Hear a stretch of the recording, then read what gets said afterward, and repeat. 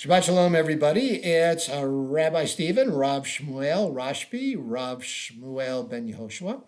Hope you're doing well. Shabbat Shalom. And as always, thank you for tuning in. Thank you for listening. I guess a little dark here, huh? A little different location at our condo by the beach. So, just kind of going back and forth. So this week's portion is Terumah. And we're going to talk about that in a minute. But first I have to do a shout out to our congregants at Temple Shalom of Ontario. It's just wonderful how a lot of you folks are stepping up to the plate and getting involved in your synagogue, and that's actually going to mesh with this week's portion.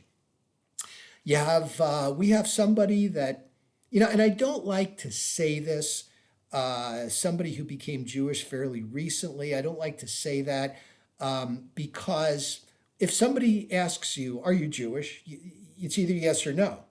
It doesn't matter how long, if it was birth, if you decided later, if maybe, your parents decided and you got involved. It doesn't matter. If you're Jewish, you're Jewish. That's it. And the rabbis will agree with that. So if people say, well, gee, you don't look Jewish, are you, because let's face it, I look Jewish, right? Some people don't because of whatever reason, but it doesn't matter.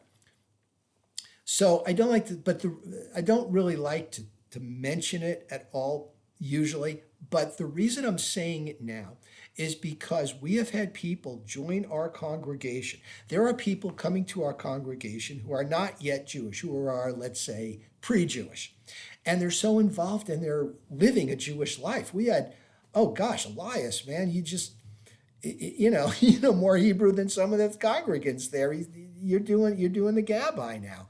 And it's so gratifying to see that participation, and the way Bandana just joined us, joined the congregation recently, and she's a powerhouse, going off and getting involved in sisterhood, and just awesome. And I could go through a whole list of half our congregants that come to our to our Saturday morning services. I tell people we usually have, if we have 20 people, there's not a lot of people. Usually we get about 30 people, right? And I got to tell you, some of the people are not yet Jewish, and I almost, as a rabbi, of course I can't do this, but I feel like including them in the minyan because they're observing already and they haven't even been, through that process to become Jewish. So, and again, I mentioned that once, in context of the fact that I'm just so proud of these people and they should be proud of themselves. They're taking on this responsibility and they're being part of a community, and it's just so wonderful. And it's gratifying. We just started an adult Hebrew class. People are actually getting involved and they're tuning in and they're listening and they're asking some great questions. And pretty soon we're going to start another introduction to Judaism class. And I have to tell you, it's just so wonderful. So thank you, everybody. Thank you for, as a rabbi, thank you for doing and being who you are.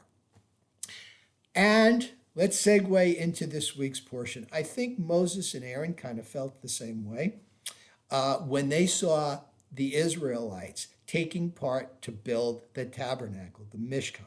Okay, this week's portion is called Terumah. Now, what is Terumah? We think of Terumah as the portion that's given to the Kohanim and the Levites to help support them, because that's basically what all they do. They don't have a method of living. They don't have a way of making a living other than people's, I guess, largest, that's the right word, what people give them. In the way of animals, in the way of fruits and vegetables for their livelihood, for the offerings that they were doing. So they're depending on people. And basically, Terumah is the word for portion. Now, in the Art Scroll Chumash, the one I'm reading this year, it says that there's no real translation to English. It comes from the word room, which means to lift up, to elevate. And when you're giving to a cause, you're elevating your soul, your spirit, for a greater good, for a greater cause. And that's what Terumah is. So here we've gotten the Ten Commandments.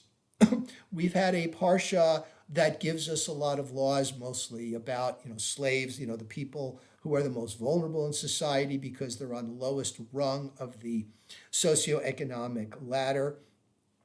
and they, really are kind of at the mercy of people. We've talked about torts, the legal term for what happens when, somebody intrudes on your property. Maybe your animal goes and eats somebody else's grain. Maybe somebody asks you to watch their property and it gets damaged or something while in your care. Things like that. Also, I love this one. There is a commandment to honor your leaders. Why? Simple. Because, not just because they're your leaders, but because I say we because I'm a leader, I'm a spiritual leader, I'm a rabbi, as the president of a congregation is a leader. And they deserve respect and consideration because we are managing your spiritual life. And it's a big responsibility for us to be right on point and to be able to do that and set an example. I know that in modern times we have people that are celebrities for one reason or another. They're either in entertainment or they're in politics or they're artists one way or another. People look to them. That's just reality. And when people like in that position say things, people listen and they go along with it. So it's very important when you're a leader to watch what you do, which is fine. Most of us like that. I personally, I like being a role model. I really do. And I find it very gratifying. I find that it's an awesome responsibility. And, when people come to me and say, I've loved your sermon or what you said the other day in the Devar Torah about the Torah was great. I take pride. I'm like, good, I'm doing my job. Okay, so enough of that. Enough of the ego. Let's get to our portion. So our portion is portion, right? Let's think about it. And people are giving for the upkeep of the tabernacle. God is basically becoming an architect with a capital A. Okay, he's telling Moses how to build it. Build the planks, build the sockets. You got a board that goes like this, and you have a socket that holds them together. You got planks these poles that go through that hold the planks together. And remember, the tabernacle here is pretty much a mobile edifice. They put it up, they use it for a few days in their wanderings and their journeys, and then they take it down, they carry it, and they put it up again. So we have the planks, we have the things that hold them together, we have curtains, we have a table of show bread. It's the bread that's shown, all right? One loaf for each tribe. We have the altars, the altar for burning incense, the altar for the offerings, the animal offerings that are done. And we have the menorah, of course, the seven-stemmed menorah. Yes, it's seven-stemmed. The eight or nine one is the Chanukiah. That came into being after Judah and the Maccabees made short work, or actually it was long. It took a couple of years for the Seleucids. All right.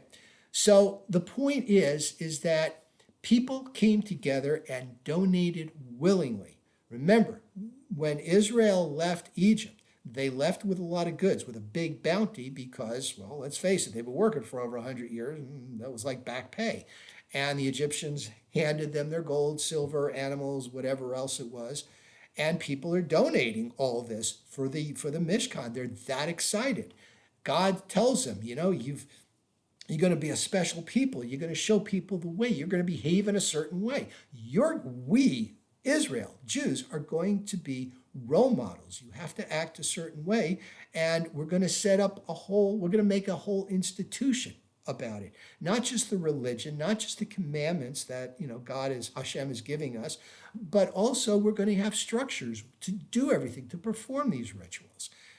That's kind of how you observe the rituals. Now, today, without a main temple, without a main edifice, we have synagogues dotting the landscape, and those synagogues are basically modeled after the Mishkan, with its long and rectangular. And how large was it? Well, think of a football field, larger than that. If it was 200 cubits long, a cubit's 2 feet. So 200 cubits is 400 feet. That's long, right? Or so. A football field is 200 yards, about 600. So that's basically the type of size you're looking at. A very large structure. And people will, after this, go into building it. And it's just, very exciting. We're having our own religion, our whole heritage that we're creating. And it's kind of like with our synagogue. I have to make that comparison. It's just so wonderful to see people pitching in and getting involved. So that's our history. Okay, everybody, thank you very much. We have some fun events coming up. We have, of course, Purim's coming up really soon. We're going to be reading the Megillah, and we have a movie coming up, so stay tuned. Oh, we also are going to be participating in Shabbat Across America. That's where everybody, all the synagogues in America and Canada, basically are doing the same program. It's going to be a little bit more informal. We're going to have a little bit more singing, some explanations, some food, right? What's a Jewish event without food, right? Okay, please join us. Shabbat Shalom, and always thank you so much for listening.